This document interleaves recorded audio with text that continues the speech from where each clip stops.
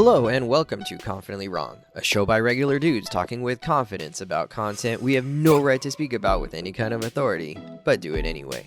I'm Wesley Nakamura, and as always, I'm joined by award-winning director Brian Redondo and Savon Jones, aka Captain Bonnie. This is episode 204, and we get back on our Confidently Wrong broomsticks to discuss Wicked for Good. I'm confident that it's going to be the best show you've ever listened to, and well, hey, if it's not, you can always ask us for a refund.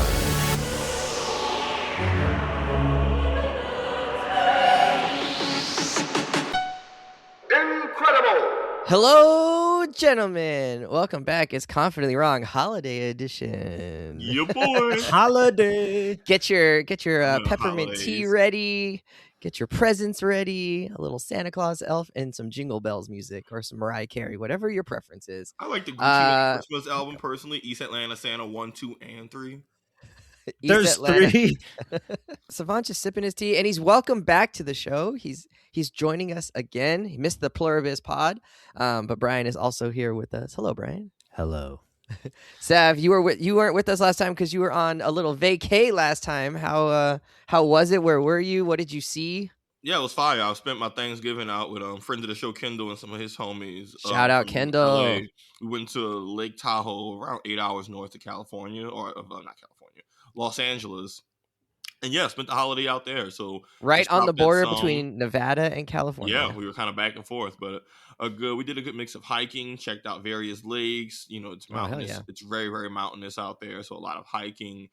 They don't tell you how thin the air really is. Half that trip, It's pretty high up, right? We were like 7,000 feet up at multiple, several So points. good. Multiple That's a points good where elevation. like I'm walking, I'm like, oh, I'm out of breath. I'm like, okay, Yeah. I know I need to hit the gym a little harder, but I am straight up wheezing going up the stairs at this cabin we were at. But Lay It was off the pipe, man. shit, but No, look, it was, that's the elevation. but look, for sure. it was the elevation. But yeah, Yeah. it was a good time. We spent Thanksgiving, cooked, ate, listened to music, hung out. I spent a lot of time just looking at the stars at night, reading. It was a really good reset. Makes you appreciate the beauty of nature and how Oh, was it like dark outside, like no light pollution, so you could see the stars really well? yeah, you can. There were several I points love where I that. was on the deck at night, just got a pillow, laid out, had my headphones on. I'm literally just staring at the stars for hours. Didn't even need to be high to appreciate it. It was great. No, he was very high. Oh, okay. No comment. Anyways, Altitude, right, that's awesome. altitude wise, that's what we're talking about. yeah, but it was a really good time. It's just that friendly reminder, that we do all this work and capitalism and bills and all that, and none of that shit's real, man. Nature and that real physical world is what's real, and It is it's very fake. humbling to just look at a mountain range and realize it took millions of years for this to form. Appreciate its beauty and know that it'll be here millions of years once we're all gone. So it's good to just be Namaste. able to, center yourself and in a very grounding way realize we are just specks in a different universe, and there's a beauty in that. We are just stardust. I love that, like, what Sav just said could be like absolutely, pure and genuine. It could also be like absolutely, ironic and I am sarcastic. being so earnest and, right like, now, I and know, I but- hate that you think I'm doing a bit. That was No, the but I mean, more like, I love that it's like it could go either way, and your delivery could have also gone either way. I I love don't that. want people to think I'm being sarcastic. I'm being No, so he's being serious genuine. right You could tell, now. yeah. If you know Savon well enough, he's being genuine. All right, let's get into it. We're talking about the fall movie event, Wicked for Good, which is part 2 of the Good. Wicked movie series. I love that there's like that play on word that like Wicked for Good could just mean forever, and Wicked for Good could also mean, the irony of being opposite of Wicked. Let's get into it. So Yes. we're back, highly anticipated. I was really excited to go see this one. Really enjoyed last year's movie, which considered part 1. And it was one of, I'm usually not a fan of when they drop the part 1 because I'm like, oh, they didn't end it at all. But this one, I felt like they wrapped it up enough and you could see like, okay, this could connect to, the Wizard of Oz. And I felt really good about that. Even if like there was no part 2, I was like, you gave me all the wrap up that I wanted and needed. So I had pretty high expectations for this one. Brian, what was your expectations going into Wicked for Good? I was pleasantly surprised by the first movie. It's not something that I would normally choose. I think Yeah, we we're only not talked about musical. it. We're not musical buffs over here. We decided to talk about it because one, we knew a lot of people were watching, but secondly, for me and Wes, I think we just knew that we were ultimately going to get dragged to this thing, and so we might as well Embrace it. discuss it. And it turned out to be wicked for the better for both of us. So your wives both definitely wanted to see it. Definitely. Oh, absolutely, absolutely. And I gotta admit, like, a year later, some of those songs are still uttered often in my household. Like loathing lives on. It's always useful. Towards Always- you? Is this what's Always happening? useful. Anything that might be happening, like like the laundry machines are taking loading, the internet's slow loading. It's just always applicable. Anyway, so that is all to say that I was moderately anticipatory for this sequel to see where the story was going to go. I wasn't like You weren't gung ho. chomping at the bit to go see Okay. it, but I knew I was going to go see it. Okay. I was excited to see it. Sav, what was your anticipation for this one? Kind of a 180 from the first one. Like the first one, this was very much just okay. I'm doing homework. This was a homework for the pod. The Yeah. first movie. This was You were very taking much you were taking one for the team. I'm doing Yeah, this. For you thought we were punking you. I'm doing this for the love of the game. Like, man, I really let the whole meeting go see a musical. I'm about to really go pay my. Oh, that's right. Wait, was this? That's right. Was I this was the one where you complaining let us? about it. I was. Was this the one where you let me and Brian decide? Yeah, he pieced before Yeah. we could all decide as a group. That's right. Was I traveling? Let's make. Is that what let's happened? make And then you this were- on. And Was then that you were like, happening when "Oh I my was god!" Is Yeah. that what happened? I was traveling and y'all picked Wicked, and then I was mad as hell because I was like, man, I want to say something. If you recall, we did a "Does It Hold Up" with Oh, Gladiator. Gladiator, and Gladiator 2 was coming out the same time as Wicked, and so the assumption was that we were just going to pick Gladiator 2, Right. and Wes We and I. pivoted. We felt like so devilish. We're like, what if we just pick Wicked? And we did. That's right. I saw Gladiator 2 and we never discussed it. Because you Hilarious. ass clowns, oh my God, I'm getting like retroactively angry right now. I'm getting so tilted. I love that this is paying dividends. Oh my Lord. What? Because I had to see Wicked at the last minute and I had a seat that was like the front row like seat, Oh, but you had only the for front two row? people because I went by myself and it was like that's right. I paid money to get a 2-person cuddle seat in the front row, the worst Oh seat my God. on the Cuddle seat. Oh my corner God. to see this movie in time for the pod, and I really enjoyed it. I went You're in. welcome. Regrets. I went You're in with welcome. zero interest in musicals. People, I've been very well documented of just not being a fan of the musical genre, even if the movies themselves are good. And I Very really, well documented. There are books about it. yeah, and I am Savon very hates musicals. true, very well. Yes, watch the 30 for 30,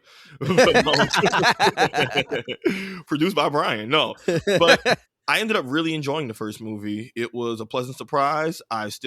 The music, the music was actually really good, but It was really the good. plot and the way they reimagined the Wizard of Oz story really drew me in and made me a fan. To where I don't have to be a fan of musicals to be able to enjoy like what the other really good things this movie is doing.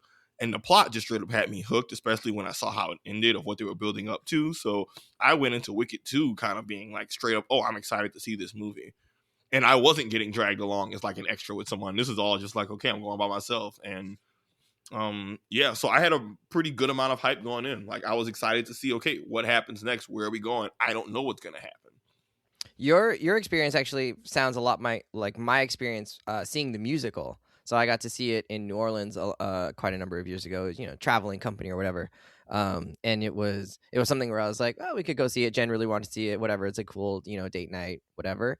And I came out of that being like, wow, like that was really good. The way that I cared for all these characters and felt like all the emotions they were feeling, and then enjoyed the music.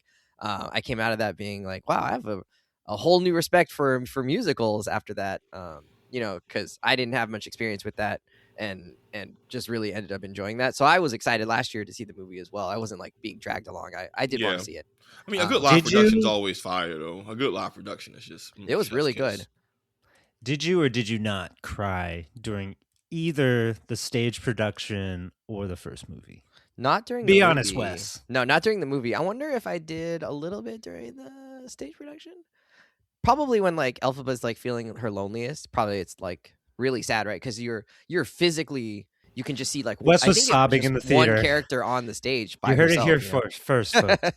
I was not sobbing. You're his friend, I Absolutely believe him. weeping, ugly cry in his middle seat in orchestra section. I'm trying Jen to think if handing I've him his ever had hanky. like an ugly.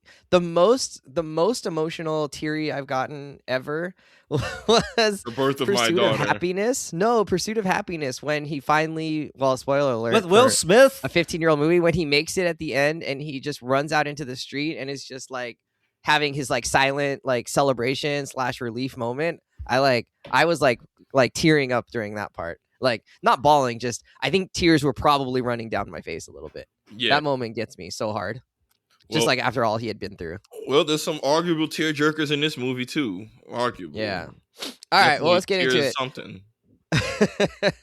All right, so we pick up not too far after the end of the last movie. So in the last movie, Elphaba is on the run. The wizard has decided that she can no longer be trusted, I think, and she's going to be scapegoated for everything. So she has to leave Oz, and she sings the ending belting song, Defying Gravity, and then flies off into the sunset, and the movie ends and it says, we're done here at the end. So maybe it says to be continued, I think, actually, at the end. And then so this movie picks up, I think it's supposed to be about 6 months later or something like that. A lot more has changed. The society seems like it's a little bit more I think it's controlled? more like years later. Oh, it's years? I actually. thought it was like 6 months. Maybe you're right. I'm not sure. It doesn't matter. They It's a also time jump. introduced new measurements of time in this movie. That What made was no it, like a sense to minute me. of time or something? A click of time, or a click of the clock, or something like that. Yeah. And that, man, it was weird that like they only showed that up, or that only came up in this movie and wasn't established in the first movie, but whatever. So the society has changed a little bit, right? Remember, there was things about like the animals sort of being second-class citizens and treated badly. That has been ramped up. They're definitely more forced into forced labor kind of situation. Some of it looked a little bit like slavery or something like that, right? They're making comparisons here. I don't know. Would you call it slavery, Sav? He's making faces at me. Yeah, slavery expert Savon. I couldn't tell. Tell us. I was Tell us, thinking black because it was man. like, yes, this is slavery. The animals Okay. are like talking sentient beings being forced to work, and they're not with it. Like this is cut and dry. Anyways, I mean, continue. I'm not with working either, but Were they being forced to work? I felt like they were just being imprisoned for no reason.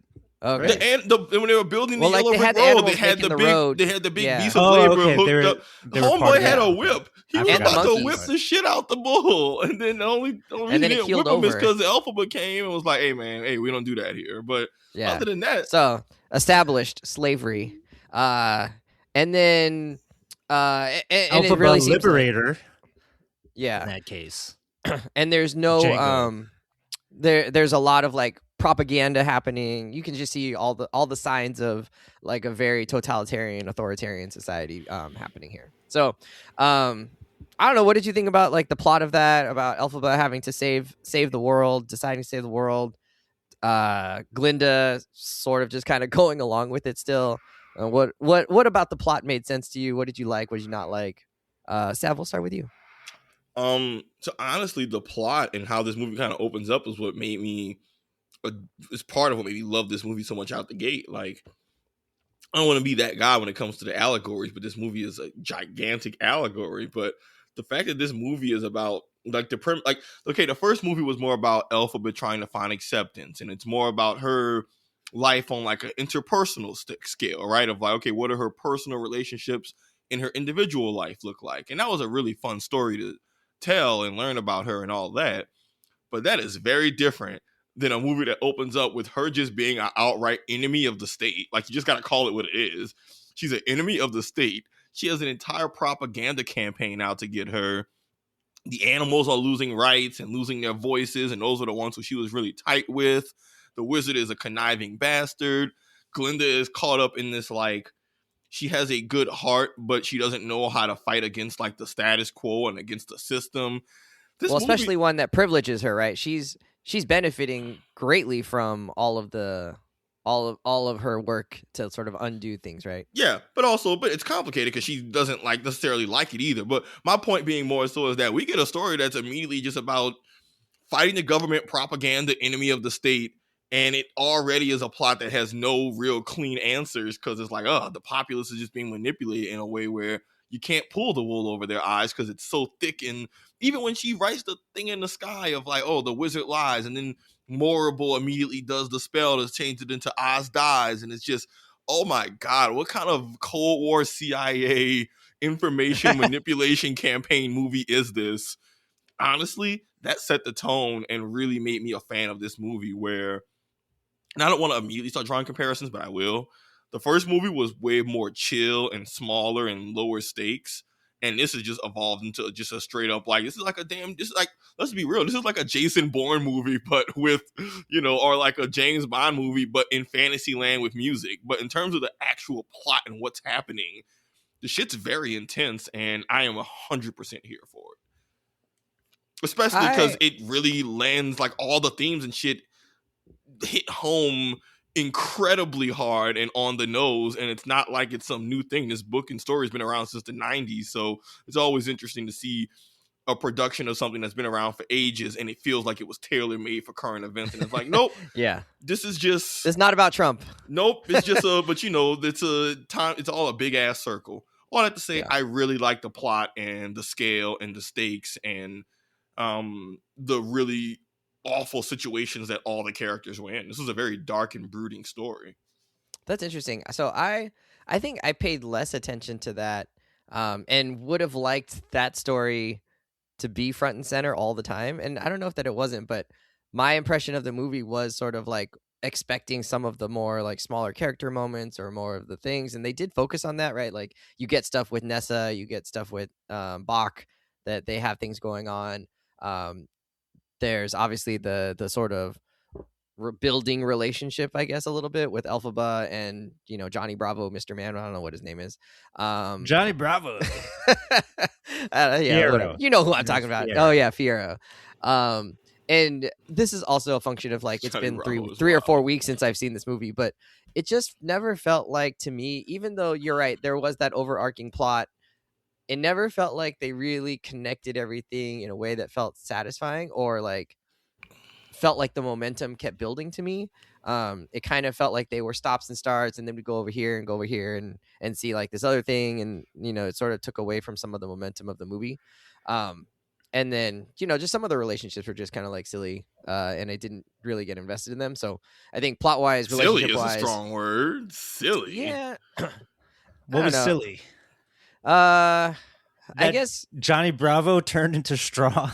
Is that what you're talking about? That was a little silly. I think more like the whole like Nessa Bach thing, how it ended and how it just sort of turned into, well, I'm gonna escape. I'm so mad now, and I'm gonna scapegoat my own sister for this thing, and tell him that it was her fault, and she didn't take any ownership of it or whatever. And Nessa, I felt like Nessa all of a sudden shitty sister. Yeah, she all of a sudden became like, really vindictive and controlling, where that wasn't necessarily present at all in the first movie. And so it felt, and I know there's a time jump, so maybe there's something in the intervening time that may have happened. But that felt jarring. It never felt like, to me, like the characters were the same characters that we had seen in the first movie. It felt like a lot of the characters had changed. Elphaba was like, the same. Glinda has a much different arc in this movie, and I don't know that, for me personally, if any of that landed. Like, it just felt too fast at the end. Like, oh, I'm trying to do the right thing, but like not. I don't know. Whatever. She was frustrating, and she's supposed to be. She's a frustrating character, but frustrating to watch that not be fleshed out, I thought. Brian, what did you think of the plot? Of course, I'm in the middle of the road between both of you guys. What else did you do?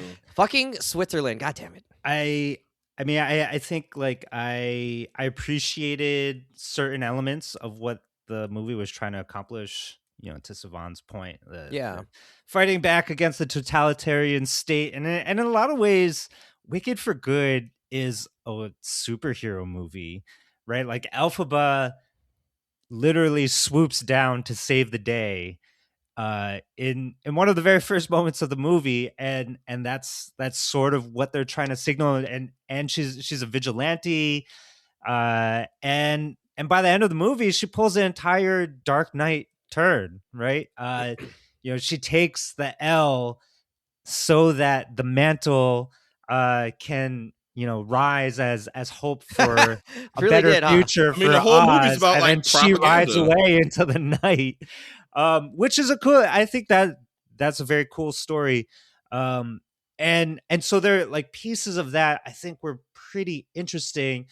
But as you said, Wes, we also got sidetracked by so many other things that felt like they were kind of undercutting some of these bigger, more important plot elements. So like the Nessa thing, of course, I think the second half of that is really important in that they, what's her name? Marble, Lady Marble, or whatever her name is. Horrible.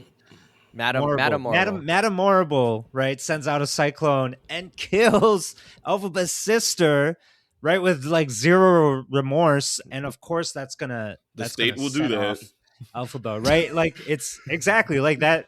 That was such an intense moment.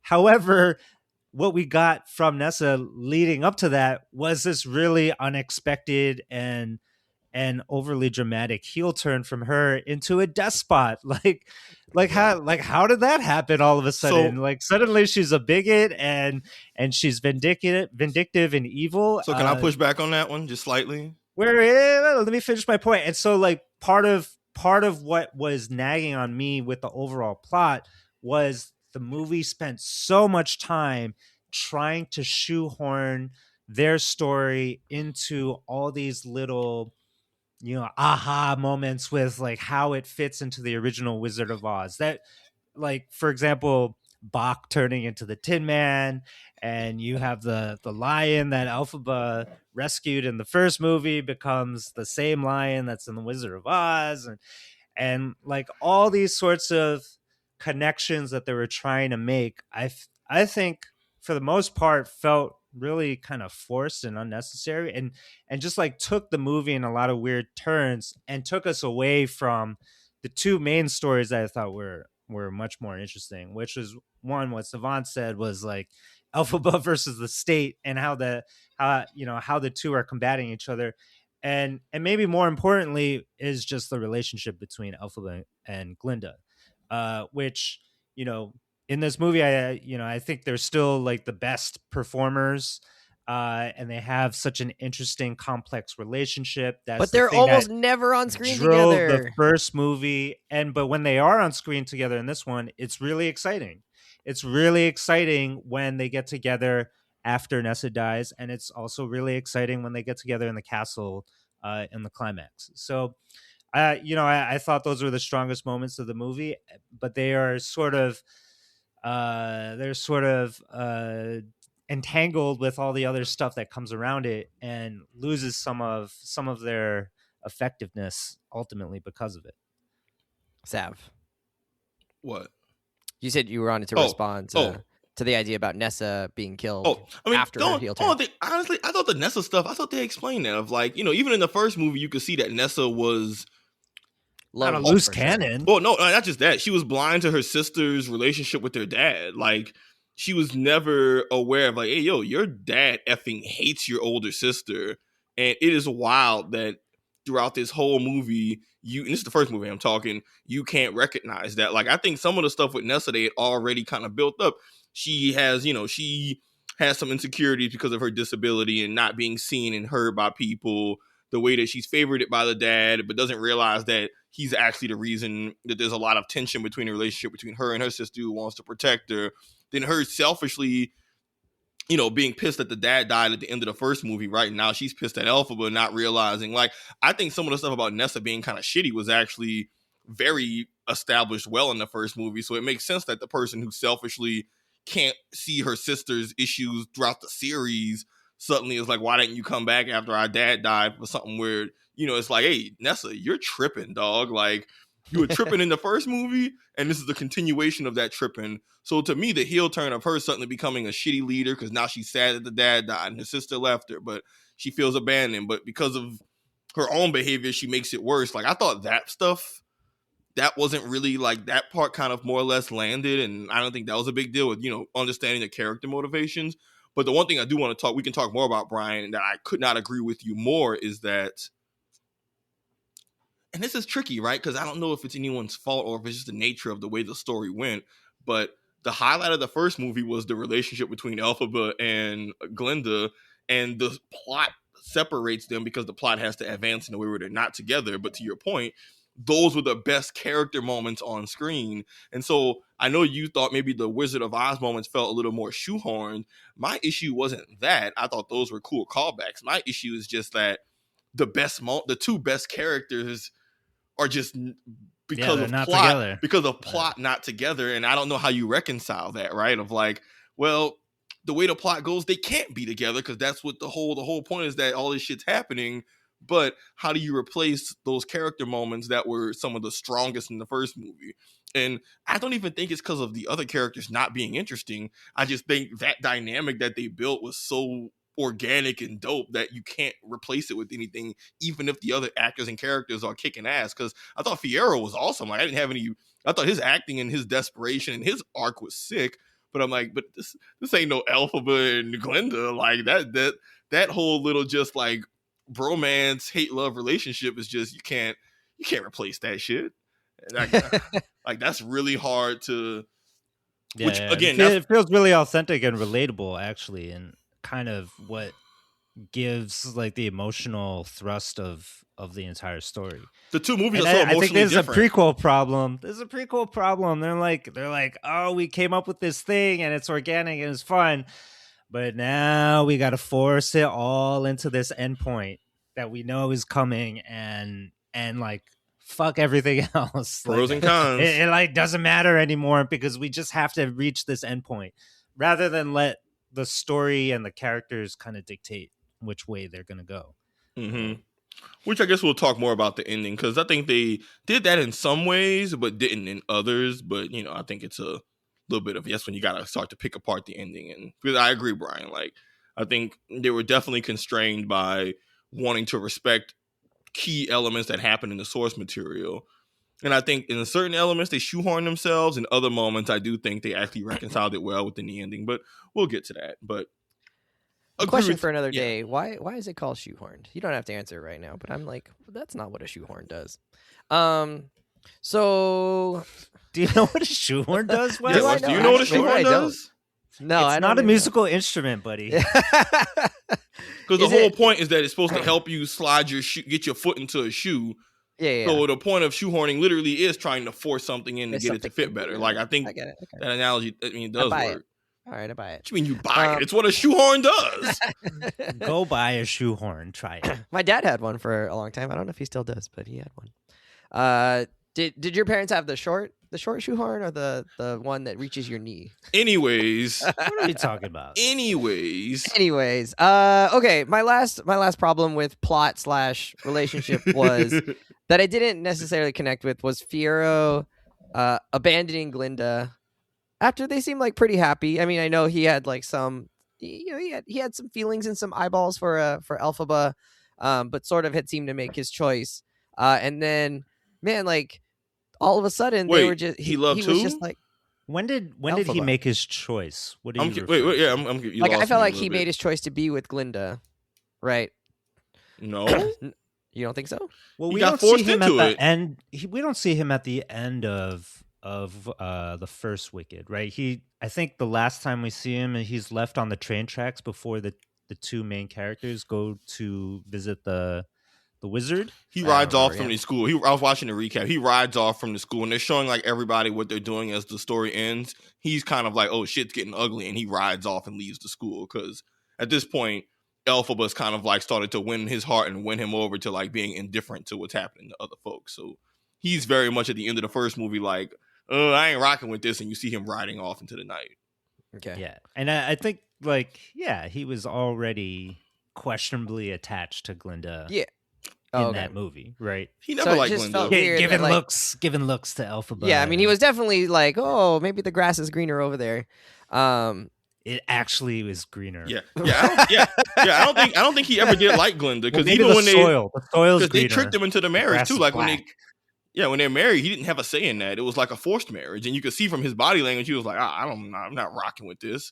she literally says, "Will this make you happy?" And he's like, "What are you talking about? I'm always happy." And you can see her just like, "Oh, cool." He like clearly, I don't know. I don't think he ever liked her. And like that was the whole point, is that he was putting up this front, and Glinda's too big headed to recognize, hey, bro, she doesn't actually. Oh, hey, sis, he doesn't actually like you like that. Because just Glinda's just used to everybody liking her. But I don't think that was ever, that romantic thing never had any legs. Like that was Glinda just kind of having to get over herself, because we knew from the first movie, right, that Fiyero and Elphaba had like energy. I'm like, okay, cool. This is the real. Yeah. This is her. This is the person who sees her. Well, I thought that he also had eyes for her, for Glinda. That it wasn't like one-sided. I thought he liked both of them and like was sort of having a hard time, like, you know, deciding where. He was conflicted by the end of the movie. But in this one, he's clearly with Glinda. Elphaba's on the run. And they're to a point where Glinda is like, "Hey, we're gonna get married. Like, this is Madame Morrible's idea." And she's just willing to go along with this thing, and he's also kind of willing to go along with it to the point where he's like, "Okay, I guess, you know, like we'll see where it goes. I'm happy, you're happy, we're good, you know." And maybe you're like, "Okay, well, he's not clearly like 100% in," but to then just be like, "Oh, Elphaba's here. I'm going with her now. See you later. Bye." It was really. I don't know. I was just like, well, this might be one of the parts you slept through, player. No, he was. They had the like run in, right, where they like came together, and Elphaba's like about to get attacked or something, and he just, the only thing he tells Glinda is like, "I'm gonna go with Elphaba," and like that was it. It was like, we're not gonna like talk about this or like give any sense of like what is happening here, and then in the next scene they're having sex in the treehouse. Oh yeah, getting the Smash Brothers on. Oh, don't call it that. That's weird. I don't know. That to me felt in a way like rushed, I guess. Like that's a big deal. If you have decided and agreed to, I'm going to get married to somebody, and I know he wasn't 100% in the first place, but you can't just be like. So you do recognize he didn't really have a say in the matter. Like he was clearly under the government duress, right? I mean, no, it wasn't duress. She was just like, "We're getting married," and he was like, "Oh, okay, I guess, you know, like if that makes you happy, like we could do that." And if you're at a point, like you must care about that person enough that you're like, okay, like I could see that happening between us. Not that that's a recipe for success, but I can see, you know, you're in it. You're not like, okay, yeah, I'm not about that at all. Right? Because if you're not about it, you would have said something. Wes, said, they like, paraded that boy in front of people, in front of a big public thing, and then sprung it on him. Oh, by the way, bro, you're getting married. It was the idea of the right hand of the leader of the government, who you know is on some bullshit. Oh yeah, but you're more than welcome to just be like, "Nah, I'm good." Like this was, this to me, that was almost some Game of Thrones. Like you can't really say no. Because, you know, we've watched this Always Sunny. It's because of the implication. Like, you can see, I don't know. I saw that man body language. That whole scene is very much like, what is this shit? Y'all springing marriage on me out of left field in front of all these people. He couldn't even when he went off, Glinda's trying to save face by saying, "Oh, yes, he's so thoughtful. He's going to get me a refreshment." He's like, no, this man is pissed because y'all done forced him into a marriage when he's trying to find Elphaba, who he's really all about. But I mean, there's a bunch of stuff they could have tightened up on, but I felt like there was never really, especially in the second movie, I don't think Fiyero ever had a thing for Glinda. Again, Glinda's arc is that she just is too used to thinking everybody likes her to see beyond, like, hey, bro. No. Yeah, she's in love. She's in love with the idea of like this perfect relationship between these perfect. Yeah, I don't even think she loves him. I think she likes the idea of him. She's basic. Yeah, that's Glinda's whole arc. I think Glinda doesn't have the emotional maturity to be in love with somebody in this movie. If we really gonna keep it a buck, like. Yeah, I'm not disagreeing with any of that. My disagreement is that like Fiyero is in this situation and he's not like not into her, right? Like he's in this relationship with her. It's not like that. And to just the only thing he says is like, "I'm going with Elphaba." It's just like, and then he rides off and like, oh my God, like, man, that's a rough. That's like a huge moment, and there isn't that like complete collapse that you would sort of expect from that moment, right? Like Glinda actually is really into this idea of getting married, and she, you know, she's not she's like a little bit sad. She sings a whole, she sings a song about it. But then like he's kind of like, okay, well that's it. I mean, he had her That's at the gunpoint once. You can most see. I mean, I thought the gunpoint scene was good, right? When he had the gun pointed at her, and he's trying to cover Elphaba's escape, and like those were some. I guess those were good character moments with the three of them. But I get you in your mind. I get what you're saying. It was just like you would have liked in your mind he was in love with her, and they should have. There's no ramifications for leaving someone who it's her best friend. You're leaving for her best friend, first of all. Like that's a big deal, and you were in a relationship, and the only thing you can say is like I'm going with her. And Yeah, he just leaves. He should have broke things off or had like a formal divorce, and then he could have ran off. No, I'm saying there should be consequences for like got leaving a lawyer. that Drawn out the process. But didn't they beat? But there were consequences. Didn't they beat him up and try and kill him? He was gonna die. In fact, he was gonna die. That was the consequence. There should be consequences for between the two of them, and there just weren't. I think about to kill that man. Let's keep it moving. In the column of Wes applying his morals to a movie that does not share his same morals. Oh, is that? I don't think that's what's happening. Am I tripping? Wouldn't Glenda? You don't think Glenda would? You don't think Glenda would feel some type of way after this? Something in his quarter zip. You don't think Glenda should feel some type of way about like how it happened? And there was a moment she was upset. Yeah, they had multiple moments. She sang a song. Yeah. She sang a song. That's how they deal with emotions in musicals. They sing and then it was over. I mean, there was the part where when he was aiming a gun at the wizard, and she's like, "What are you doing? Have you lost your mind?" And he ran off. And when they got reunited after Nessa's death, again he had her at gunpoint, and this time it was with the guards. But like, and even she's like, he apologizes to her, says he's sorry. She's saying, "Hey, don't hurt him," and they're gonna basically kill him. Like, I thought the consequences of that little trio thing was pretty severe. Of like, Fiyero was willing to give his life for his love and caring for Elphaba and was going to die for it. Like, that's not like, oh, maybe. That man was dead for rights if it wasn't for Elphaba doing like a crazy spell. But I guess in my mind, those were consequences. Like, their relationship got effed up where they're getting into a fist fight, slapping each other. The government comes in and is about to the government's about to murder Fiyero, and to survive, he has to get turned into a scarecrow. Like, I thought the consequences of all that were extreme in that, like, everybody took a massive L. But,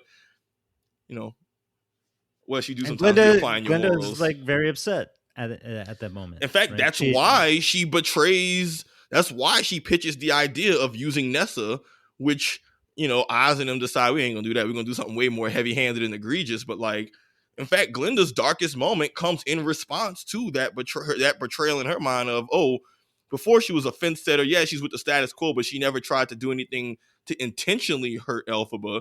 Saying use her sister as bait you could see the camera work and the angle and her crying and all dramatic when she's like, use the sister. And I'm like, oh, she having her little heel moment. But, I thought they did a good job of having like everybody was worse off after that shit. Yeah, that's the pivotal moment, right? And I think, Wes, that's the thing that you're looking for, a response to her being dumped on her wedding day. That was it. She threw her friend to the wolves. All right. And it leads directly to Nessa's death. Like, that's all right. You've convinced me. I retract my statement. You've convinced me. Well, not retracted. You've convinced me. All right. I'm just throwing it. You didn't realize this man Fiyero was under duress. I'm like, Wes, if I get forced into like an arranged marriage, I'm afraid that Wes isn't going to realize that, like, hey, I'm blinking twice for help. I'm like, he seems into it. Oh, well, he said yes in front of this crowd of people. Into it at all. Yeah, not once. Actually, no, like, he didn't. He's like, I'm saying if Savon did that, I was. Yeah, he cracks no smiles in this movie, except maybe after the Smash Brothers moment. Yeah, he wasn't smiling until he was with Elphaba. That man was happy as a scarecrow. And he's all smiles in the first movie. His whole thing is that he's always happy. He's smiling and winking. In the second movie, my son is not smiling at all.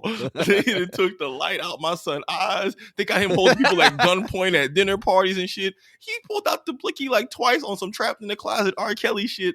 My man Fiyero was going through it, goddammit. And so for you to say he was just going along with it, I'm like, no, Fiyero was a victim, goddammit. And he got radicalized by his baddie girlfriend to fight the government. And this is the things he get, goddammit. Fighting his state-sponsored marriage. Free Fiyero. State mandated. Yeah. Not even just sponsored. All right. Well, was there any characters, actors that stood out to you, performances that you really enjoyed? Sav, were you on this as an performance Honestly, wise? honestly, I'm gonna just keep going on like the Fiero energy of like he was a character I wasn't super interested in the first movie. I was like, who is this guy? Like, what is this shit? He coming in, oh, I don't care, happy free, blah blah blah blah. And I did not realize he would be such a significant character moving forward. But his whole arc of going from I'm not dumb, but I choose to be dumb to numb myself from having to really think. I think that was kind of what it always was. And even in the first movie, he was smart. He just choose to put Yeah, on that, put on that 100%. front. Choose to be And a himbo. yeah. So watching him go from that front to being the popular man on campus and all the stuff with a girl, right, with Glenda, and then just realizing Elphaba's who he actually cares about, and she makes him realize there's things to care for. And I know I joke about the whole radicalizing him, but like the arc of him going from I don't care about anything to I'm willing to give my life for this woman and for with something bigger than myself was a really, really well done arc. And the actor as well just sold it really well. Like there were several scenes where you can see he's just so desperate. I said it before. All the scenes where he's like desperately aiming the gun at Oz, helping Elphaba escape, aiming the gun at Glenda, and the guards are coming. He's trying to buy time for her to get out and help. All that, like you could see this man actively unraveling, but also being his truest self. And I thought that was really, really good. That was just a really good acting arc. I'm naming him because it was the one I least expected. I always enjoyed Alpha because her story is very easy to sympathize and empathize with, and she's the lead character, and like you can always, you generally rocking with her throughout the series. Him was a full-on, huh? Oh, yeah. Which, that's those aren't always easy to go from I don't really care to, oh, this is one of my favorite characters. But I thought that was really well done acting and, just good handling. And then the Scarecrow twist with him, like I saw a hint of like, maybe. But I ultimately enjoyed what they did with him. And I'm glad that they got a happy ending for him too. She cast the spell so that he wouldn't feel any pain. I'm like, you should make him out of rubber, not straw. What happens at the end of The Wizard of Oz with the Scarecrow? What does he get gifted? He's looking for a brain. He's looking for a brain, but I don't know if he ever gets a brain. Well, the whole point is that they never had it to be. Remember, the whole point is that they could never give them that in the first place. Like the Cowardly Lion was never already get courage and never gonna get a heart again and all that. So they even say 3 people came. We ain't got nothing for him. He's like, there's nothing we can do to help them. He's like, I am not seeing nobody today. The wizard's closed. I don't even remember, but something does happen, right? Like, doesn't the Tin Man end up with like a necklace or something with his heart on it? Something silly happens at the end. The original? I don't know. Well, so yeah, the original one. The okay, so I heard this described. I think I was watching YouTube or a podcast about this, and they described like the first movie is really Elphaba's arc, right? Like we get to see her from younger childhood, and we get to see her grow into her confidence and take up her mantle as the people's hero or the animals' hero. In this one, it's supposed to be Glinda's arc, right? And it's really focused on Glinda and her development from someone who is much more on the side of the status quo into someone who is much more willing to maybe, right, like fight against the injustices or to carry on what Elphaba maybe couldn't do. Did you feel like Ariana Grande's performance like carried that? Because to me, I actually didn't necessarily think that was like the strongest part of the movie, and it probably needed to be, given like you said, what the story was supposed to be around. I don't know, Brian, did that stand out to you? You could take it in a different direction if you want. Still the same question around performances, but not that Ariana's performance was bad. It just didn't feel like that was necessarily the performance we needed to tie the whole movie together. I mean, I definitely thought her character exhibited the growth and the change that you're talking about, right? Yeah. Like she comes to these realizations over the course of the movie, right? Like she's on the side of the government, she's on the side of the wizard, she's still basic, and she's starting to realize the problems that she's creating by being a complicit member of all of that. And you see her grapple with that through the course of the movie, up until the very end, where she realizes that she has a role to play for good, right? Wicked for good, by accepting her status, and being a source of hope for everybody, but still at the same time achieving the things that Elphaba had wanted to achieve. And so I think that's like pretty present in the movie, and a lot of that is told actually through the songs, the solos that Ariana gets to sing. And you know, that's sort of like inherent to musicals. I think for me, what made that difficult though is that it's just like that's the musical part of musicals, and maybe that's my least favorite part of musicals. Right? It's like I don't want to. I don't want to hear somebody singing about their feelings like in the middle of a plot. And like if the track isn't hitting, like I'm not really paying attention to the lyrics. So I cannot tell you what her solos were about exactly, because yeah, maybe I was a little checked out, but you know, I'm just like tracking it visually, but not from an audio sensibility. And maybe that's also true for you. Like if you think about what what earworms, what you're taking away from Wicked for Good, especially compared to the first Wicked, like I don't think I could sing a single lyric. Like I don't think so. Everyone the first talks about the one, last song, but I actually don't remember any of the lyrics from the last song. I mean, I think the last No song, good deed goes unpunished. the duet. Yeah, I thought that was pretty great. But yeah, but I was paying attention to visuals on that one because they were. I on, couldn't like, even think of the lyrics. lyrics. Yeah. No, Savon's right. It's like no good deed goes unpunished, but like I couldn't even remember that until you just said it. And maybe that says something about like the actual song itself.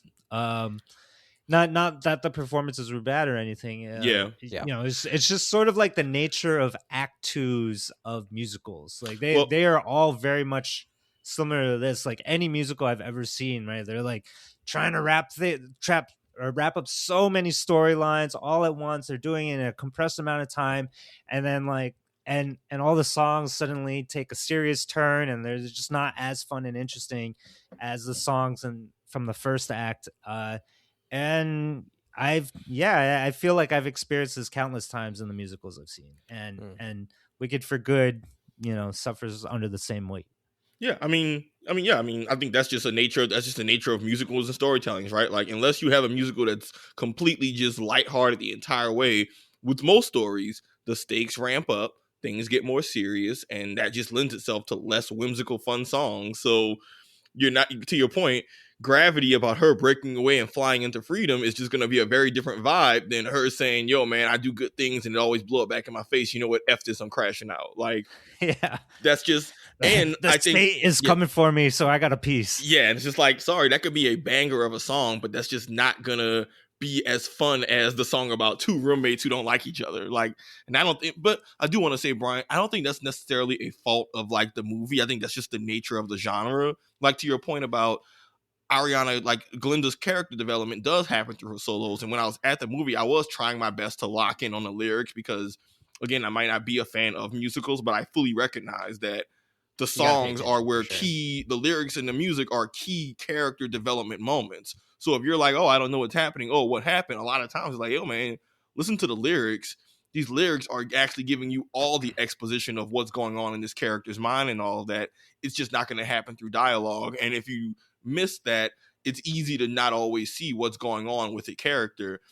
I think that's just a weakness of musicals in general, and it's part of why if I'm not into the music, it's like, shit, that's rough, because even if through no fault of their own, I'm just not going to absorb the plot in the same way. Like, I Just Can't Wait to Be King tells you everything you need to know about the plot within Lion King and what Simba gives a damn about, right? Like, I would have loved it to just be a brief conversation, but no, we're getting a musical number, so you better listen to the lyrics so you can understand how this shit fits into the larger themes of what's happening.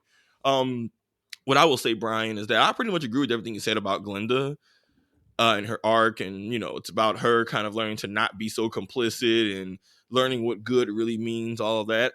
I think the frustrating part with Glinda, and again, this isn't really anybody's fault, it's just Glinda is an inherently frustrating character. And so she could do everything right. Basic. You can do everything. She, like, her character writing wise could do everything right. And you're still going to just see her energy and aura and be like, cool, I still don't like you. Yeah. And but I also want to say, but I had to She's tell the mean myself, girl. but I had to tell myself that's okay though. Like, because being good, being liked, all of this is all very different things. And that's part of her arc too, is learning that those things aren't all the same. So while her energy and aura will always piss, and I just have to remind myself that just because she can be annoying and she's meant to be annoying doesn't mean that her character hasn't grown and exhibited significant change and isn't a better person, even if she's not the person you'd want to hang out with. You know, it's not just because I wouldn't be friends with her, but like she does try to offer to clear Elphaba's name and recognizes the harm she's done and really wants to do a full 180 atone for her actions. But I just think it's okay to say, you know what, man, I'm never gonna like Glinda, and that's okay. But is she a decent leader? All right, well, I'll let you live. But she's who we get. So there are like two things about Glinda that make her appealing for me. Like one is her being just like super extra, right? Like the first movie, her like hair toss thing and just being like so like up her own butt in her like her own philosophy and way of thinking, right? Like that stuff is just like entertaining. Yeah. And then the second thing, that shit is funny. Genuinely. That shit is so funny. She's saying, I've had so many Ariana friends. does a great job about it, right? She's like, she's like the popular girl. Yeah. And so like extra is great. And then the second thing is whenever she just like shows her earnest love for Elphaba. And I think that's like really endearing. And because of the nature of Wicked for Good being the second act of the story, we get none of that first stuff. Like there's just no like if she did that in this movie, you'd be like, what is she doing? Like, why is she being so extra right now? Like, people are dying. What the hell? And then so, you know, we have to rely on the second part. And for me, you know, like the end of Wicked for Good, she thinks Elphaba has died. And is having the swell of emotions, and so that's, to me, that's really what carries her character throughout. But we are, unfortunately, because of, you know, how good the first movie was, we miss out on all these other things that made it good. And I think it definitely has impacted the way I perceive the sequel. Right? It's like, they didn't give me what I wanted, and now I feel a little disappointed. Yeah. Did they ever come to a conflict / resolution around the fact that Ariana Grande betrayed her? What you mean? Like with the sister? Yeah. Did they ever have to have a reckoning with that? It doesn't seem like they do. I mean, they had a physical fight. Yeah, they had a fight about it, and it's up to you whether you decide whether or not Elphaba believed what, you know, she said about the hey, that wasn't what I intended, or I wasn't trying to do all that. It's up to you to decide whether or not to what extent you think Elphaba believed it. But I guess clearly Elphaba forgave, you know, cared enough to where it's shit's probably complicated. Like, it's probably not, you know, it's probably a gray area. Hey man, you were complicit in making this happen. You didn't just order it and say it yourself. We fought it out. Okay, I kind of got other shit going on, and priorities in the moment. Life's too short. A lot's happened. It's just one of those. Like, cool. I'm still an enemy of the state, and also this girl got my late sister's shoes. So really, I'm emotionally crashing out over that now. I really ain't got time for you, which is kind of where she goes. She's kind of just like F her at this point. In fact, it gets decent when she comes back to tell her and warn her, hey man, you gotta chill. But at that point, Elphaba's had her emotional crash out. I wouldn't overthink it, man. A lot was happening. I was just bringing it up because of the like. I wonder if like part of why I didn't necessarily buy all of the like coming together was that they hadn't actually hashed that part out. Like, how do you forgive someone for being actively involved in killing your sister? You don't. Who you cared about, right? Like, but she does. I mean, by the end, she absolutely is like, she's like, I'm saving you and da da da, and like go in and be like what I couldn't be, and that don't mean forgiveness. And, well, yeah, I think Elphaba's take on. But they're clearly connected and loving each other at the end. Yeah, but that doesn't mean forgiveness.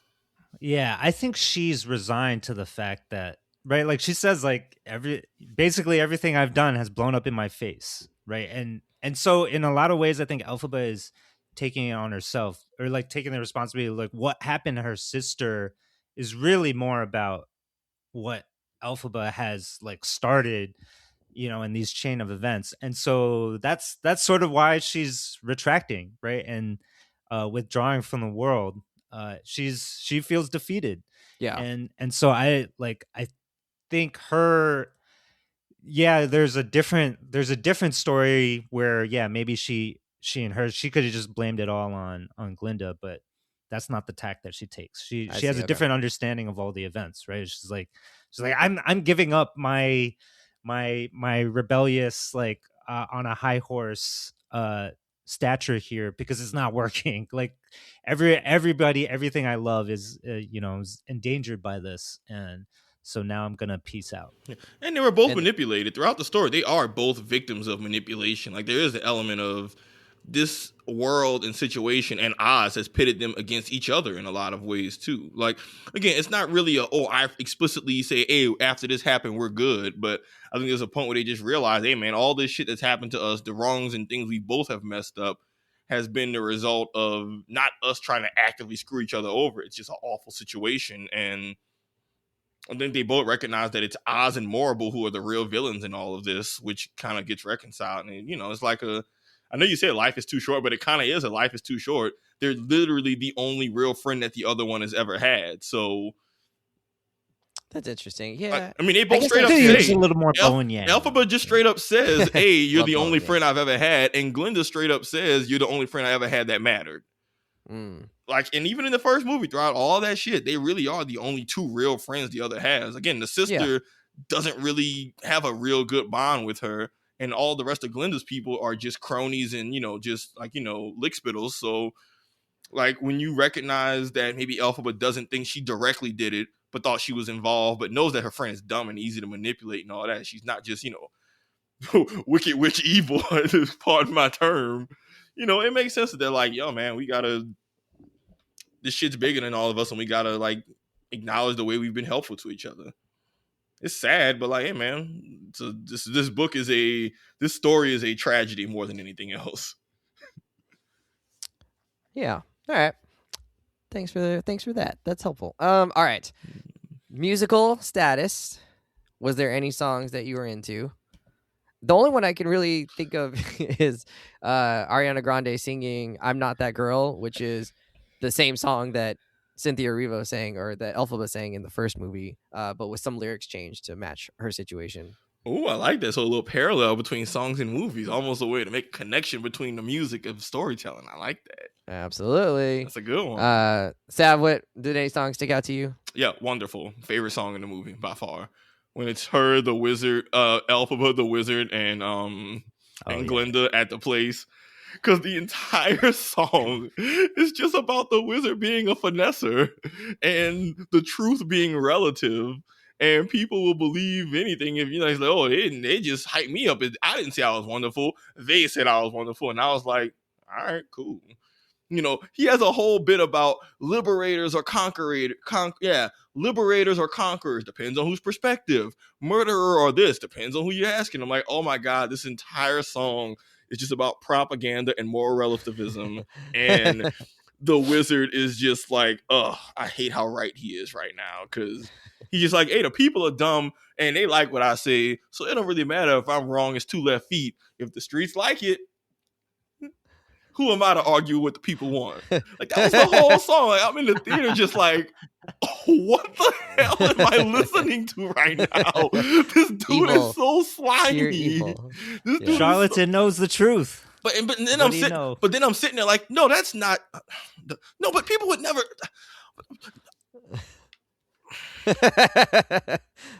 And I was like, he basically just pulled the fake news alternative facts as a song. And I'm just sitting there like a dumbass, like I have no argument against this man's logic. And then he then reinforces why he's still a finesser and you shouldn't trust him. But I'm just like, you know what, man? At least he's consistent. Like, you deal with the wizard, you know what you're getting. Shout out to Jeff Goldblum. To me, that he's the performer that I really appreciate the most. Like, he is so slick and smooth and charming, and like that moment when they come together early in the movie, I'm like, oh, they're gonna figure it out. Like, yeah, everything's good now. Yeah, perfect. Yeah, I was sold. Like, he's so convincing, so smooth. and he's got a closet full of caged animals for He didn't even some unknown reason. He can't help it. He's a pathological liar. He just can't. That boy will come. Don't he remind me of Odin from God of War? Did y'all play God of War Ragnarok? He's like Odin, and Odin in that game is basically just like a New York slimy insurance salesman. And he's like the god of gods, but his whole thing is that he's just always like working you, manipulating you, lying to you, pretending to be like a kindly old man who's like, I'm just a silly old man. It's like, no, you are actually the devil. Like, oh, weird. That feels more like Loki's persona. I know. No, in God of War, it's one of the best portrayals of Odin because in the real lore, Odin is more of a liar and manipulator, and he's like more of a brainsy guy. But in the game, they play it like he's just like a skeeving lawyer, and it's hilarious. He's talking about gods, but he's just lying, manipulating, handshake. Literally, it's like if Saul Goodman was an evil deity. That's literally Odin in God of War, and that's what Jeff Goldblum was in this movie. Of just, man, your words are sweet as honey, but I know that there's really venom beneath, but you can't taste the venom, and you're just drawn in by the aura and the charisma and the doodads and the ha ha ha ha ha. Yeah. Yeah, even though he's just doing his Jeff Goldblum thing, I really did enjoy him in this. He was fun to just be shitty, watch me shitty. Nice. All right. Okay, wait, let's talk about those connections. We've kind of talked about some of them already. So there's a lot of touch points where, especially in the second half of this movie, there's I mean, I guess throughout the movie, right? Like, it's in the Wizard of Oz world, and it ties into the original movie and the original musical. What did you think about some of those connections? I think, Brian, you said sometimes they felt a little bit too overdone, right? Like, maybe they were wagging the dog a little bit, instead of letting the story actually dictate itself. Actually, I couldn't remember my reaction to those things in the musical. I feel like I really enjoyed them because I was like, "Oh, that was so cool!" Like, that explains where, and like, the stage Scarecrow production comes from. Yeah, when I saw the stage production, I was like, "Oh, that's where this comes from." Like, that's a cool idea that the Scarecrow and the lion, the Cowardly Lion, and all them were actually around, and that they had this were tragic here the whole backstory. time. Yeah, and they had this tragic backstory, and that they came out of the story that then connects to Dorothy's story. So I don't know. I really enjoyed that kind of stuff. I don't remember. I think I was really shocked that Elphaba survives. I don't remember like what my reaction to that was, but that feels very shocking that she's actually she wasn't allergic to water at all. Like, it didn't melt her in the slightest. That was just a whole fake thing. Fake news from the propaganda. I thought that was a cool twist. Yeah. That one I appreciated. That really, honestly, that saved the movie for me. I'm gonna be honest with you. Oh, really? Well, and we'll talk about the ending, but the movie also, both movies kept like hinting at the water thing, that like, it's raining. Like, thank God there's an umbrella. And then you realize it was a feint the whole time so that Elphaba could disappear, which is kind of brilliant. No, that was great. Yeah. And again, we'll talk about the ending, but it definitely saved. Does she not run away with the Scarecrow at the end though, or like she do? They not That's their whole thing. The whole thing is that they run off together. She faked her death. Oh, because this is after the Scarecrow has walked with Dorothy. Then yeah. Okay. I'll just say I like the connections of the explain the origins. Like, I thought the Tin Man thing was cool. Even the part where that her sister's the one under the house. Mm-hmm, yeah, she's the Wicked Witch of the East. She even has the song where she says, "I'm wicked like my sister, the Wicked One of the East." Like, that's her whole song. I'm like, okay, Heel cool. turn. Like I said, she was kind of always a dick. Like, you were always kind of a shitty sister. Your dad Maybe was awful, and you were just a wheel turn. What, Brian? No, she did it. She pulled a Yui. She pulled a pelvic. No, I like the stop. I like the tie-ins they had. Like, the idea of Bach being like forced to work with the girl because she took away the Munchkin land people rights, which was vicious. But then he's just angrily chopping her firewood with the hatchet, and that's the hatchet he has. Like, I thought those moments were cool of how they got there, and how it kind of, to me, emphasized, all these awful things are happening. But I like that it tied into Elphaba trying to be a good person, trying to free the lion cub, trying to help the Tin Man who her sister absolutely effed over, not her, trying to save her lover who was going to be killed by the state. He even straight up said, "Hey, they were going to kill me, dog." So I think even seeing those tragic backstories, I enjoyed us getting that little bit of, oh, okay, cool. Because Yeah, I like that too. it does build up into the tragedy that is the story of Elphaba. Like, her story is a tragedy, and that really drove home, like for her to have her heel turn or her breakdown at the end, where she, the whole no good undeed, those events happening really sold that for me of like, oh, I could see why she'd have this breakdown and is now like kind of becoming the villain. Because shit, look what didn't happen to her these last two movies. Like, this shit sucks. What I will say though is, even though I like them giving us those seedlings into the characters, and apparently the play focused a little bit on it too, I think they could have shown us even less of Dorothy and them. Like, I think that could have been even more off screen. I think it made the pacing feel a little odd at moments because I was having trouble telling about how much time is now passing now that they're in the story, because now the Wizard of Oz original story is happening on like its own little parallel. And so in my mind, I'm like, oh, he just got turned into a scarecrow of the Tin Man. How much time has passed between these events happening and then us getting into the finale, which maybe we could even had a time skip, a week later, a month later, something. But it felt like, oh, they did the tornado, Dorothy landed. I just felt like Dorothy's introduction into the plot made the pacing of the last third feel a little weird, because I was struggling to get a feel of the passage of time. And now that we know Dorothy has her own adventure that's like a well-known story, it messes with my mind. It messed with my mental understanding of the passage of time before the movie. Because it's like that whole movie was a 2-hour movie or whatever, but it's happening within the like last 30 minutes. Yeah, so movie. like, did that happen? So you can watch the first Wizard of Oz and assume, oh, it happened over the course of a couple days, or you could in your mind say it happened over a day or two or something. And in the movie itself, this movie Wicked, it's happening. You know that like time is passing. Just because you can see, oh, the brick road's been happening. Things for animals are getting worse. There's like shit that happens to signify a passage of time. I don't think they did that very well with the back end of this one once they brought in Dorothy, because it felt like only a day had gone by. And I think too much happened in Dorothy's story, and especially since they're trying to highlight that it is happening. And that made it feel like the rest of the movie is moving at one pace, and then this Dorothy side thing is moving at another, and that kind of threw things off for me a little bit pacing wise. So it was, for me, it wasn't us getting us these introductions to these other characters and their backstories.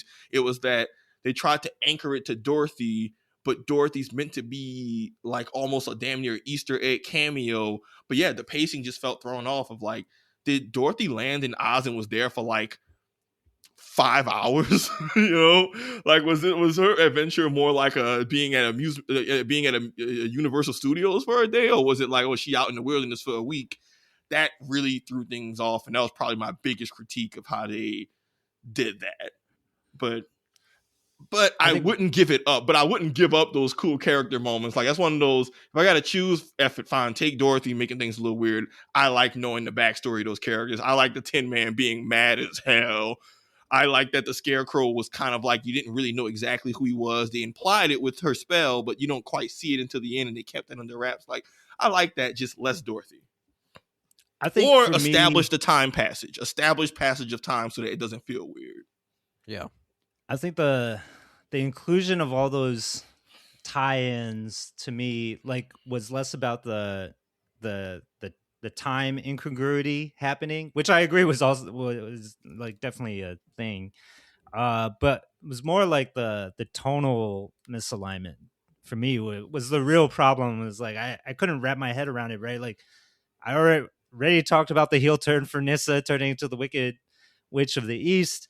I did not like that Bach turned into a raging Tin Man.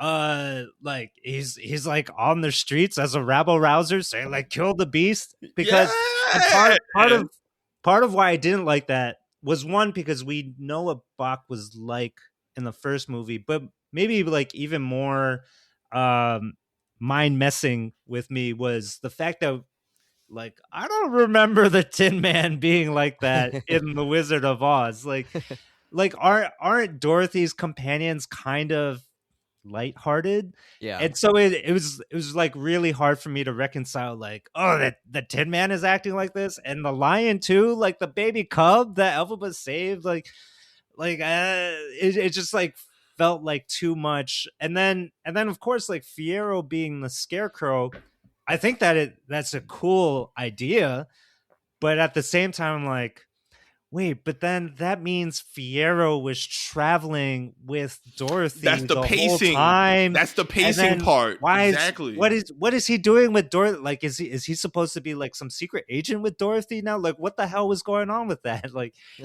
why is he helping Dorothy if it's actually Fiyero and like He he's should get back to Elphaba. Yeah. yeah, like shouldn't he be trying to sabotage Dorothy? And then Dorothy herself, right, who they show but don't show, but you also get the sense like, oh, here's this little girl here.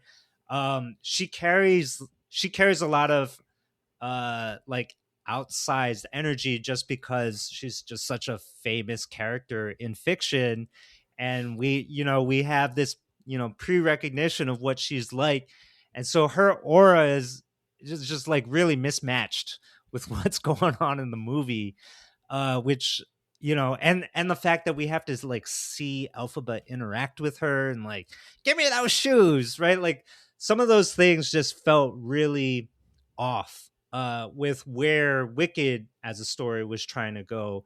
And like it to me, it just felt like, okay, yeah, now we got to do these things to tie everything together, even though they're kind of misfits.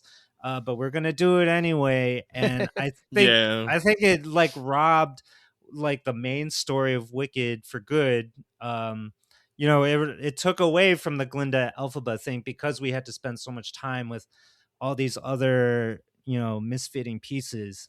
And then the last thing that the tie-in that I did not need was like the fact that the wizard is Elphaba's dad. Like he was the one hooking up with the mom and left the green bottle. Like, was that needed? I don't know. It I'm just not like sure felt why. like one of those random plot points where we're like, oh, we just want to circle back Well, and like yeah, we tie know everything together. Yeah, we knew her parentage was going to be important because they did that in the first movie. Okay, cool. Mysterious figure. That's why she's green.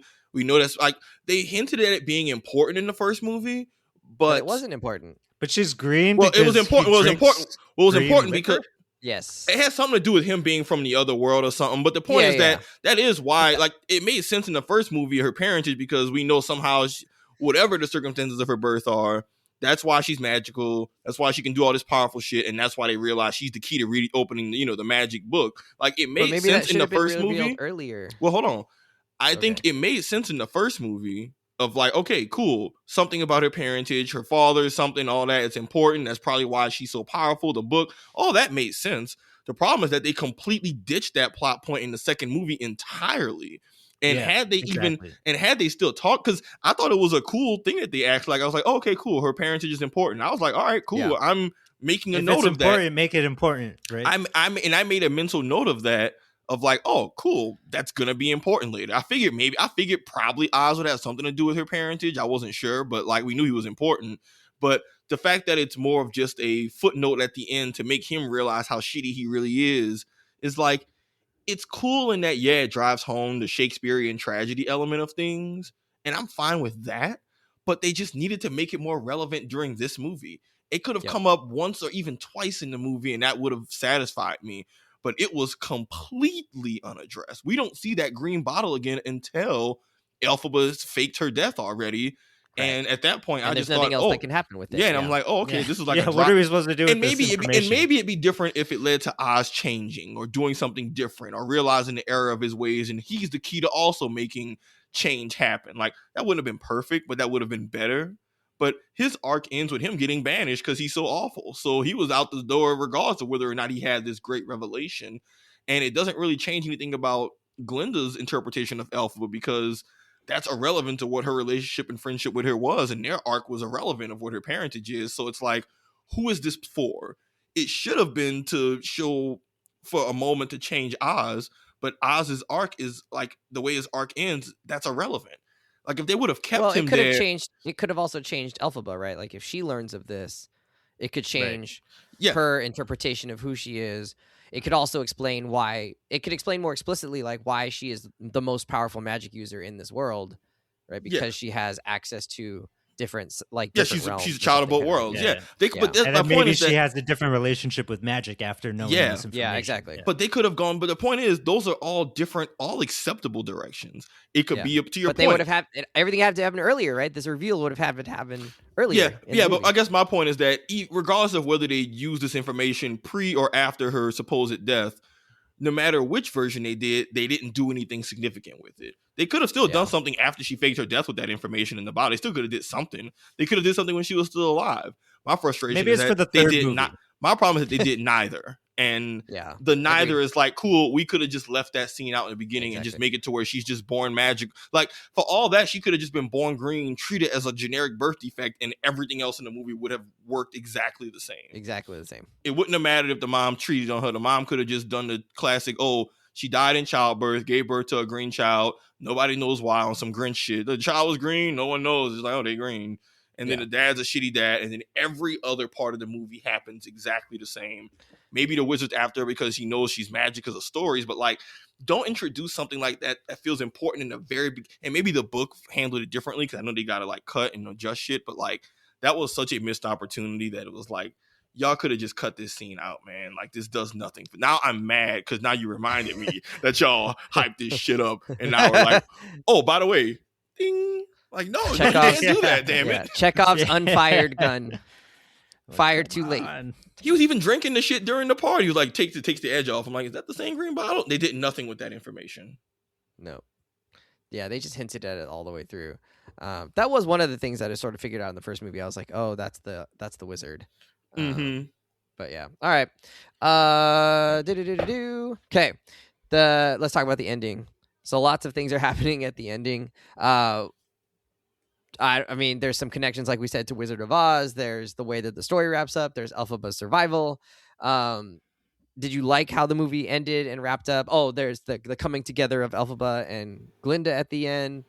We've already talked about all of that stuff. So, like, would you have changed any of that? Did you like how it kind of landed the plane here? Brian, what do you think?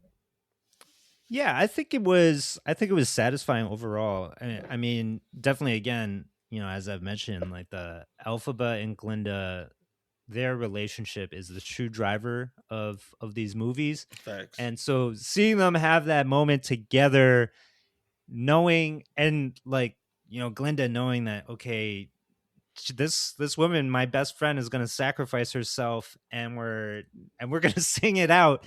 I can't tell you what they were singing. I don't really remember the song, but I know it was emotional and it felt satisfying in the moment. Like the people around me were definitely in tears, of course. And I thought it felt pretty well earned at that point. And having that twist at the end, like I did not know what was going to happen, right? Me neither, I did not bro. see it coming. So to have Elphaba come back from the dead felt like such a wonderful revelation. Like, oh, she had planned this the whole time. This was her escape plan, and she's also doing it for the people, right? She's not just doing it for herself to survive, but she's using this in the Dark Knight kind of way. That's such a cool connection. I'm gonna take the L publicly so that we can have the greater dub for the people and the animals in this case. And that's what she does, and she is setting up her best friend to be a better person in that dynamic. And I thought that was just like such a cool, fun idea, and probably like the perfect way to end the story. How we got there, on the other hand, there's a lot of shaggy stuff that happens in between. But ultimately, I do think they landed the witch's broom on this one.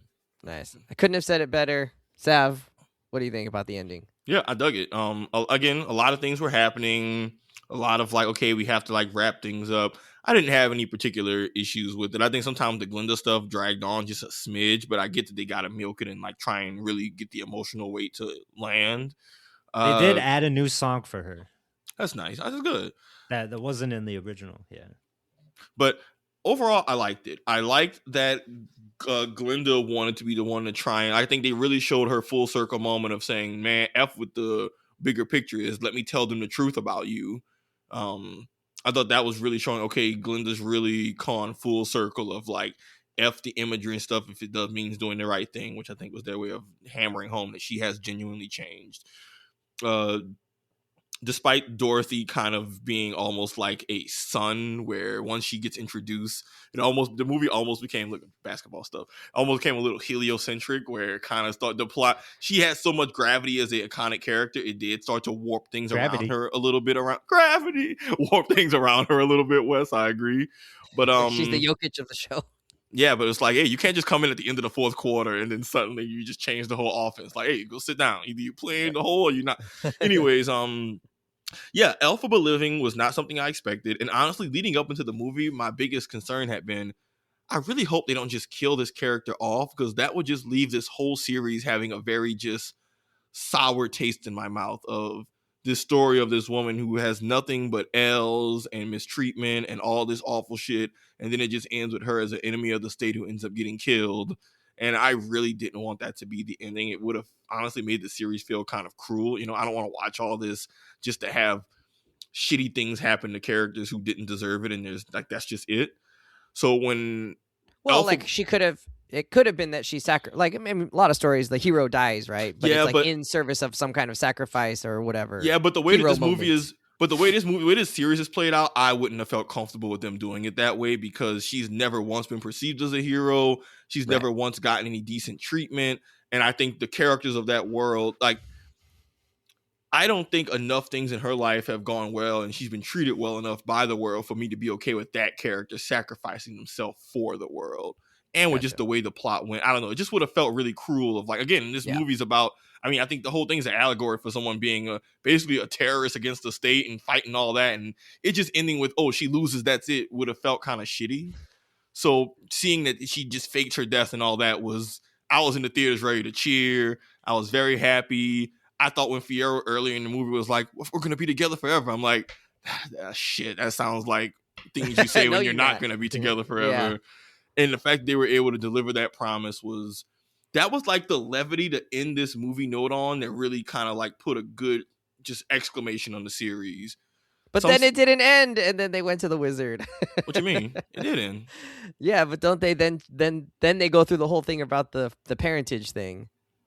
Oh, yeah, but that's not really relevant to like the ending in terms of like Elphaba getting a happy ending. That's my point more than anything else. Yeah. Like I needed Elphaba to have at least a happy ending in this series, and her just getting unceremoniously killed after getting nothing but lied and fucked over just wouldn't have. It's just like one of those, okay, why am I watching? Why am I following this story of just awful shit happens to someone and there's nothing to feel good about at the end. So that was a great twist. Is Fiyero still Fiyero if he's the Scarecrow? Yes. Jesus Christ. Yes. Yes. You think those straws kind of rough on the skin? Look, they even got to mirror back the "you don't got a lot of me, I'm beautiful." They both see each other's inner beauty. Again, he's grateful because she saved his life. I was very that was like the sugar sweet ending that I really needed, and that really I'd have been so ungrateful. I'd have been like, you turned me into a scarecrow. You couldn't think of anything cooler. Sorry, I could have just let the stormtroopers kill you and leave you out in a killing field. My bad, dog. Yeah, I'd have been like, man, think of something better. Teleportation spell, come on.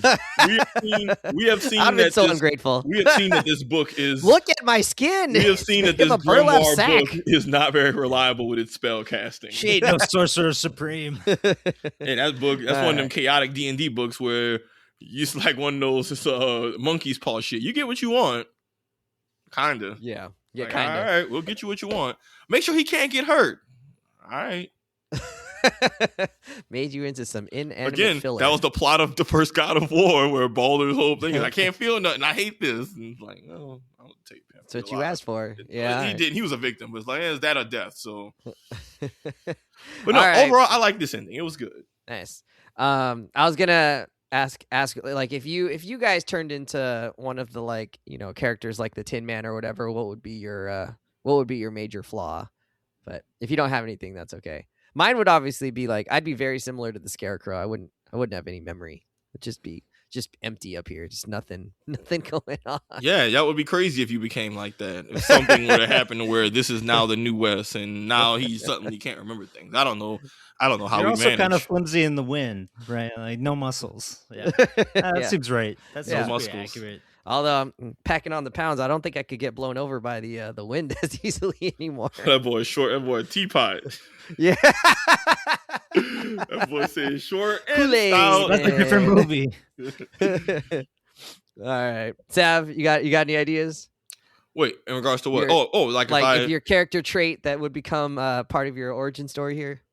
shit, I think I should have been the Scarecrow, where it's just like, But you have a super memory. exactly. So if I get effed over on some Wizard of Oz stuff, and they just, I see. if it's like one of those you getting punished or whatever, like Wes, they can't Scarecrow you if you already Scarecrow. Like I'm saying, you can't. I see. Okay. You want them to pour You from took an it the empty other glass. way. You said what would get taken away Yeah, if from I'm you? getting nerfed, it's just suddenly I just have no memory loss. I just have short-term memory loss. Or I was thinking you already have this kind of trait and it would just get amplified. Oh, no, I'm thinking they F Okay. you over. Because Homeboy had a Okay. lot of heart, and then they took all his heart. Lions have a lot of courage, and they say, you got none of that. So this is like what are you good at? And then that's just been stripped of you. So for me, I think I'm either the Scarecrow that can't remember, or like the not chill man. I don't know. The not chill. Yeah, it's like suddenly instead of being You chill, rage he's at just everything. the uptight, Yeah. the uptight terror. Instead of the cowardly lion, I'm the uptight tiger who's just always posture. We're moving a little slow. We're not gonna get to the wizard at this rate, guys. I'm just gonna Chris Paul micromanage my way to getting kicked off the team. It'll be awful. All right, Brian. I was thinking like something with no chill either, but in a different kind of way. Not like an anxious kind of way, but like I'm always annoyed with everybody else kind of way. Like I don't know what that would be. Would that be one of the flying monkeys? Maybe I'm a flying monkey. You could be the like, curmudgeonly. Yeah, you could be a big curmudgeon. You could. What's the animal? You could be the curmudgeonly cat. curmudgeonly cat. I like that. Brian, the curmudgeonly cat. The cat with no like cat bed to sleep on. The cat with no chill. He's just like, oh yeah, he's just always like, You know those cats that's always death staring you? Come That's just always on. staring at you. Mean as I need shit. a place to relax. Cat's always knocking things down. Brian would just like walk into a room and just like throw something onto the floor just because he was He come through just both arms out. Just Usually that's because I'm drunk. All right. Overall rating of the movie, whatever scale you want to use, grade letters, you want to use numbers. I don't know where I'm at on this one, actually. I feel like I want to be harsher than probably I need to be. So I'm I think probably be somewhere harsher. like, You were sleeping. Calling you out. How I many know. times did you fall asleep? Okay, during this wait, movie? This man was let's giving address- hot takes during this movie, y'all. I think that is your rating. Yeah, Wes like actually wanted to like not even do this pod. He was like, "It's a bad movie. Let's not even bother recording an episode. Don't That's go not see Is that it." what he exactly said? what I Is that what he said. said? Is that what he said? That's not exactly what I said, but it's kind of what I said. Was that the Pluribus That's episode? kinda Was that what he going was when y'all? saying. Was that going when No, y'all? in our text messages, I was like, we could skip this one. Like, I don't know that we have to do this. It was kind of like Mike introduced us to the word anodyne. It felt kind of anodyne to me coming out of it. I was like, it was fine. Like that's how I felt about it. And I fell asleep a lot, which is definitely on me. I'm a tired, sleepy boy because I don't choose to go to bed early enough at night. And you choose not to drink coffee. And I don't drink coffee. But I also felt like it was a little bit on the movie of like there wasn't enough interesting things happening that like would keep me going. You know, I just sort of felt like The movie should have kept you awake. I don't know, but I take 85% of the blame on that one. I was tired. No recliner seats for you, Wes. No recliner. We gotta put that boy I in was- a I hard even had an plastic icy- detention. Hey, I desk. didn't. Yeah, I you was got the I was dunce doing my chair. best. Get that boy some pencils, and you gotta write lines during the movie to stay engaged. I don't know. If I'm at a letter some grade on this one, I'd say like C+, B-. I wouldn't need to see it again. I don't necessarily think I'd recommend this for like people. I'd be like, you know, if you saw the first one and you really liked it, like, and you want to know how to end it, sure, see it. If you're a really big fan of Wicked, see it. Everybody else, I think you're probably good with just seeing the first one, and like it connects enough to the Wizard of Oz already that you would enjoy that story, and it could be done and good to go. So, if I'm at like, you know, A+ or so, A with the first one, I'm probably like B-, C+ with this one. That was such Brian, a wild where you at sentence. on this one? That was a wild sentence stream. You just completely like changed the grade. I would say that this was like, so Wes like totally primed me for this movie. He was like, "Oh my god, it's terrible." And then Did I and then incept you in a good way or a bad way? Maybe I and then I lowered the watched it and I was like, expectations. "This is pretty good. What is he Okay. talking about? This guy's out of his mind. Like, what is he See, saying?" I Like, did you a favor. I dropped your expectations a whole, 10%. See, that's why you got to not 20%. listen to the movie could nobody. exceed it. Yeah. I did you a And favor. You're welcome, Brian. so, I mean, I don't think it was as good as Wicked. I think most people can agree that that's I think the probably case. true. That's what people Yeah. said before the movie came out. They said most people, the sequel is regarded as being weaker. Like, we heard that, but when Yeah. they say, "Oh, Wicked 2," and they say, "Hey, generally," like, I think on that pod, the Wicked pod, we said it'll be Wicked 2, and it's generally not as. It's people say it's still Oh, I didn't good, say but that. it's not as regarded. I mean, Okay. I'm saying Yeah. what we've heard. Like, that's just It doesn't how have the people talk about iconic it. songs. Like, it doesn't have like all these crazy funny character moments. Also, this movie didn't have. It was kind of missing like a one big dance number, right? Like, I can't even remember. Was there like one big set piece number that like a good musical movie should have? Like, I don't know. I don't think it had that. But what it did have was still a lot of heart between our two besties, and who I really enjoy. Like, I would gladly like watch their relationship in another movie. Those two are that good. Both performers and the characters that they're portraying, just like really, really good. And the movie still had like some great emotional moments, and just like a lot of fun. I think there was a lot of fun that was still to be had. But I'm gonna go with like like 68 on the Brian scale. Right. So It a could have been D. better. Could have been better, but I still had a good time. And like, if you like Wicked, like, of course you're gonna watch this one. But yeah, I don't think that I don't think like you'll feel like, oh my god, I just like wasted like my time and money on this thing. Like, I don't think it was like that. I think it's still satisfying. Just not a home run. It wasn't Madam Web. Anyways, All right, Sav, what's your rating? I don't know. I like this movie a lot, and I think what I'm torn on is that Don't be torn. Embrace I'm it. allowed to be torn. I think Wicked, if I really sit down and break about it, is probably a better movie. But I think Wicked for Good is a movie I enjoy more. Like, Really? yes. It's I think more your style of movie, right? Okay, so here's the way better to put it. Wicked is good because it's lots of like new world, lighthearted story, world building, all of that stuff. Yeah. Wicked for Good is different because the world building's done and it's a plot that was always going to be serious. So it was always going to be tonally shifting. It's like Harry Potter, right? The first Harry Potters are super fun and chill and lighthearted. And by the end of the series, it's not lighthearted. People are dying left and right. The tone has shifted so much to where you can't even tell apart book 2 from book 7, right? I feel like Wicked almost did a speed run version of that where the stakes just increase, and so the story just gets more serious, and so that just means by the nature of that, some of the things that made the first movie good aren't going to be there because it just doesn't exist in this world and plot anymore. Like, there's no happy-go-lucky, that type of shit, but I still enjoyed that more. And again, the whole theme of propaganda and lies and battling the government, that really carried my interest in the movie a lot, which I think is why I like this one more, even though the first one you could argue is better. Like, I think the music in the first one is probably better.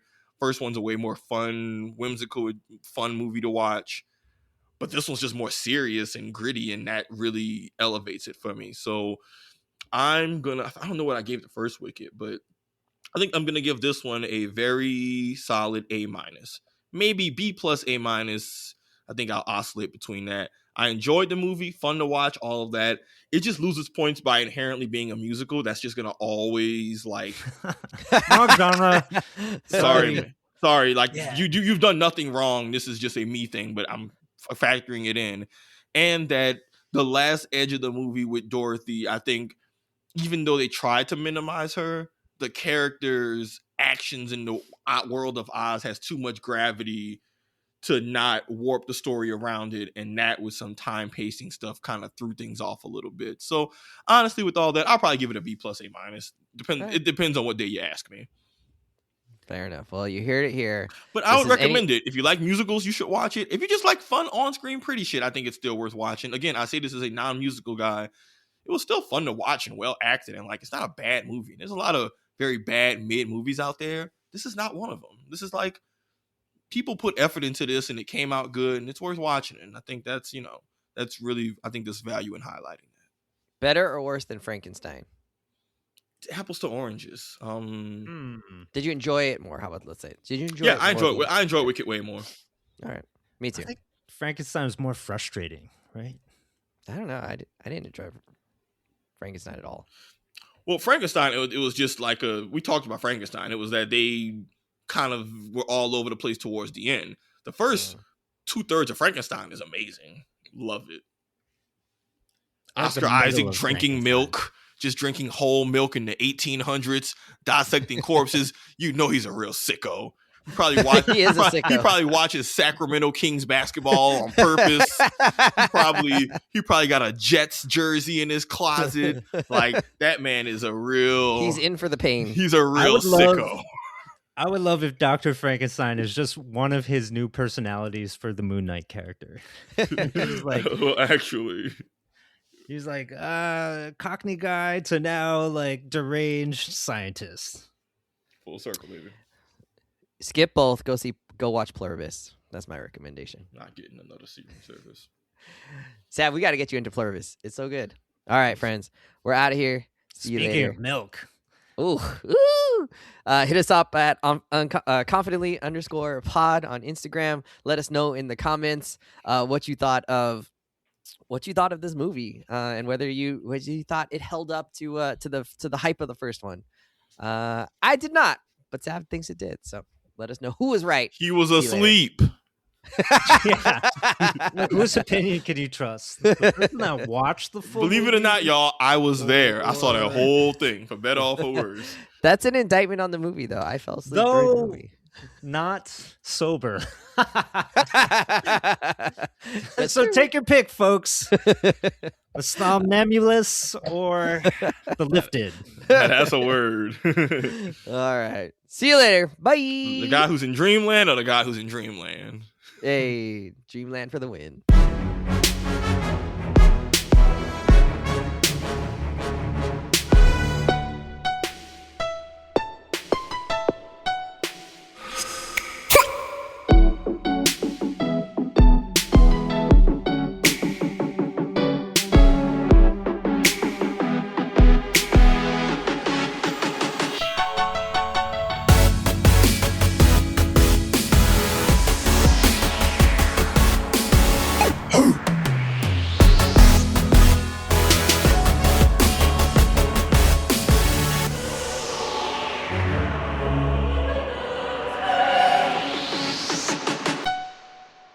Incredible!